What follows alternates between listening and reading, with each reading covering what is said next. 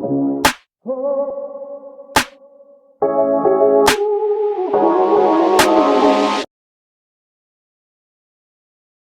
So this is our first part related to thermodynamics in chemistry class 11th. So we are covering entire CBSE material and some kind of JEE sort of things like competitive exams sort of things. We are using slides from Akash School Plus program. So hope no copyright issues may arise. ठीक है, तो पहला क्या होता है introduction to thermodynamics. अब thermodynamics का basic meaning क्या होता है. अब थर्मोडायनेमिक्स से पहले वर्ड पे जाते हैं.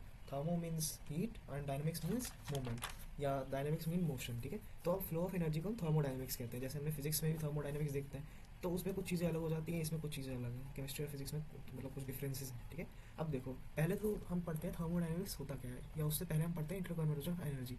अब एनर्जी जो होती है ना, जैसे कि एनर्जी जो होती है पूरी यूनिवर्स में कांस्टेंट है. वो चेंज एक फॉर्म से दूसरे फॉर्म में चेंज हो सकती है या मैटर में कन्वर्ट हो सकती है by is equals to MC square. जैसे इक्वेशन होती है ना, आइंस्टाइन ने रिलेटिविटी की इक्वेशन दी थी is equals to MC square. तो उसमें ई जो होता है एनर्जी होता है, एम जो होता है मास होता है. तो एनर्जी मास में कन्वर्ट हो सकती है, लेकिन वो कभी खत्म या बन नहीं सकती. जितनी यूनिवर्स में थी उतनी ही है और उतनी ही रहेगी हमेशा. तो जैसे कि यहाँ लिखा हुआ है, chemical energy stored by molecules can be released as heat during chemical reactions when a fuel like methane और कुकिंग गैस और कोल बर्न्स. जैसे एक वुड है, उसमें कुछ अमाउंट ऑफ एनर्जी स्टोर्ड है, उसको जलाएंगे तो मैकेनिकल एनर्जी निकलेगी और उस मैकेनिकल एनर्जी को हम या सेल्स या बैटरीज में कर सकते हैं. जैसे यहाँ पे लिखा हुआ है, आप नोट्स बना सकते हो साथ साथ में. ठीक है, अब देखो स्कोप ऑफ थर्मोडायनेमिक्स क्या कहते हैं. अब थर्मोडायनेमिक्स हम पढ़ तो नहीं, लेकिन इसका स्कोप क्या है, ये क्यों पढ़ रहे हैं. ठीक है, अब देखो the study of energy transforms forms the subject of matter of thermodynamics. मतलब जितनी भी फ्लो ऑफ एनर्जी के बारे में डिस्कशन होती है ना, वो हम थर्मोडायनेमिक्स से करते हैं. अब देखो एक थर्मोडायनेमिक्स की लिमिटेशन है कि थर्मोडायनेमिक्स जो होती है ना, वो बस energy changes of macroscopic systems बताती है. माइक्रोस्कोपिक में हम नहीं बता सकते. मतलब अगर चीज़ बड़ी है तो उसकी एनर्जी चेंजेस हम बता सकते हैं, लेकिन माइक्रोस्कोपिक लेवल पे नहीं बता सकते एनर्जी चेंजेस. ठीक है, अब देखो thermodynamics is not concern about what rate. जैसे केमिकल काइनेटिक्स जो होती है ना रिएक्शन की, वो थर्मोडायनेमिक्स नहीं बताता. थर्मोडायनेमिक्स बस ये बताता है कि रिएक्शन होगा या नहीं होगा. अगर हमें रेट ऑफ केमिकल रिएक्शन चाहिए तो हमें थर्मोडायनेमिक्स का यूज़ नहीं करना पड़ेगा, हमें उसके लिए केमिकल काइनेटिक्स का यूज़ करना होगा, जो कि क्लास 12 में चैप्टर है. ठीक है, अब देखो थर्मोडायनेमिक्स क्या क्या आंसर करता है. Thermodynamics answer the following questions. देखो how do we determine the energy changes involve in a chemical reaction process. अब देखो ये बताता है कि एनर्जी चेंजेस होंगे या नहीं होंगे. अब ये भी बताता है कि केमिकल प्रोसेस या केमिकल रिएक्शन को कौन ड्राइव करता है. अब ये भी बताता है कि किस एक्सटेंट तक केमिकल रिएक्शन प्रोसीड करेगा. ठीक है, रेट नहीं बताता. अब थर्मोडायनेमिक्स के कुछ टर्म्स आ जाते हैं, इंपॉर्टेंट टर्म्स. अब देखो to study the energy changes taking place in a chemical reaction we need to familiarise ourselves with some basic terms in thermodynamics. ये चैप्टर नहीं है, ये बस थर्मोडायनेमिक्स के कुछ टर्म्स हैं जो कि हमें पता होने चाहिए ताकि हम चैप्टर अच्छे से पढ़ पाएँ. ठीक है, द सिस्टम एंड सराउंडिंग. अब सिस्टम और सराउंडिंग क्या होता है. जैसे कि कोई केमिकल रिएक्शन कर रहे हो किसी कंटेनर में, तो कंटेनर के अंदर जो केमिकल रिएक्शन हो रहा होगा वो सिस्टम होगा, और कंटेनर के बाहर जो भी रूम होगा वो सराउंडिंग होगा.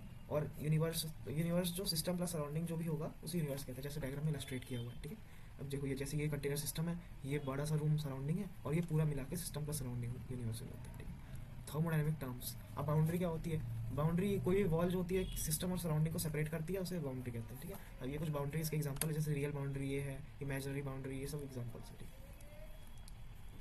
हाँ, अब ये क्वेश्चन है, the system and surrounding can be separated by a real और इमेजिनरी बाउंड्री. ये सिस्टम ये स्टेटमेंट 1 है, और boundary can only be real wall that separates the system from surrounding. अब इसका क्या लगता है, सिस्टम स्टेटमेंट 1 तो सही है, अब स्टेटमेंट 2 तो गलत हो. Let's move on to the next topic, types of system. अब सिस्टम कितने टाइप्स के हो सकते हैं. सिस्टम मेनली 3 टाइप्स के होते हैं, ओपन सिस्टम, क्लोज सिस्टम और आइसोलेटेड सिस्टम.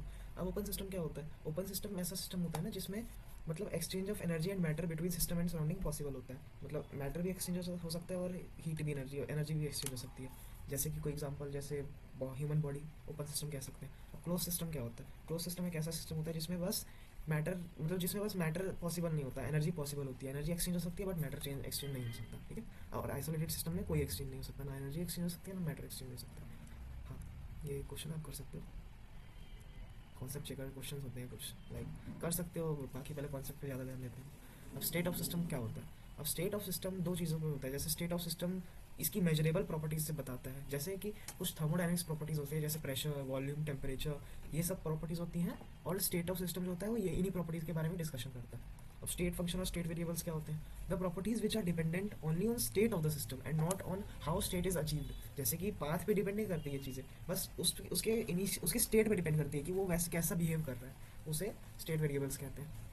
पाथ वेरिएबल्स, अब ऐसे फंक्शन जो पाथ पे डिपेंड करते हैं वो पाथ वेरिएबल्स हो गए. कॉन्सेप्ट चेक करो. Thermodynamic state function is a quantity. अब थर्मोडायनेमिक स्टेट फंक्शन कौन सी क्वांटिटी होती है, use to determine heat changes whose value is independent of path. यही होगा सेकंड ऑप्शन. ठीक है, सेकंड ऑप्शन ये. अब एक्सटेंसिव एंड इंटेंसिव प्रॉपर्टी क्या होती है? एक्सटेंसिव प्रॉपर्टी वो होती है जो मैटर के मतलब अमाउंट ऑफ मैटर पे डिपेंड करती है, और इंटेंसिव प्रॉपर्टी वो होती है जो अमाउंट ऑफ या क्वांटिटी पे डिपेंड नहीं करती। जैसे कि एक्सटेंसिव का एग्जांपल हो गया मास, मास तो मास पे डिपेंड ही करेगा, वॉल्यूम वॉल्यूम पे डिपेंड करता है, इंटरनल एनर्जी, इंथैल्पी एटसेट्रा, ठीक है। अब ये क्या होता है? इंटेंसिव प्रॉपर्टी क्या होती है? इंटेंसिव प्रॉपर्टी वो होती है जो मतलब क्वांटिटी पे डिपेंड नहीं करती है, क्वांटिटी ऑफ मैटर पे डिपेंड नहीं करती, प्रेशर, टेम्परेचर, डेंसिटी। अब तुम्हें लग रहा होगा density is equal to mass upon volume होता है, ठीक है। तो ये डेंसिटी मास पे क्यों नहीं डिपेंड करी? अब एक बात समझनी होगी कि कोई भी अगर दो एक्सटेंसिव प्रॉपर्टी को डिवाइड करोगे तो इंटेंसिव प्रॉपर्टी निकलेगी, ठीक है। जैसे कि मास भी एक्सटेंसिव होता है और वॉल्यूम भी एक्सटेंसिव होता है, उन दोनों को डिवाइड करोगे तो इंटेंसिव निकलेगा, ठीक है। Extensive and intensive property. A container having volume V contains water at temperature 25 degrees Celsius. If we put a partition exactly in the middle of each part, volume is V by 2. देखो volume हमेशा V, volume आधा हो जाएगा लेकिन temperature change नहीं होगा, ना ही density change होगी, ठीक है। ओके, ये क्वेश्चन है, पढ़ लेना। Thermodynamic process. थर्मोडायनेमिक प्रोसेस जो होता है ना, वो क्या होता है कि मतलब a process through which a measurable properties defining the state, मतलब जैसे मेजरेबल प्रॉपर्टीज प्रेशर, वॉल्यूम वगैरह चेंज हो सकते हैं जिस प्रोसेस से, उसे थर्मोडायनेमिक प्रोसेस कहते हैं। अब reversible and irreversible process. Reversible process ऐसा प्रोसेस होता है जिसे रिवर्स कर सकते हैं। जैसे कि बहुत कोई भी चीज़ अगर बहुत ज़्यादा स्लो है, जैसे मान लो तुम दिल्ली से आगरा जा रहे हो और पैदल जा रहे हो, तुम दिल्ली से थोड़ा सा चले, तुमने थोड़ा सा डिस्टेंस कवर किया तो तुम्हें वापस बुला सकते हैं। लेकिन अगर तुम ट्रेन से जा रहे हो, तुम बहुत आगे पहुंच गए, लेकिन फिर तुम्हें वापस नहीं बुला सकते, वापस बुलाना बहुत मुश्किल होगा। यही डिफरेंस होता है। अगर वापस बुलाना मुश्किल है तो इरिवर्सिबल हो गया कि एक बार चला गया तो चला ही गया, वापस नहीं आएगा। लेकिन अगर थोड़ा सा भी चला और उसे वापस बुला सकते हैं तो वो रिवर्सिबल है। तुम्हें एक तरह से इन्फिनिट टाइम लगेगा, तो वैसे रिवर्सिबल प्रोसेस को होने में इन्फिनिट टाइम लगता है और इरिवर्सिबल प्रोसेस होने में जल्दी हो जाता है।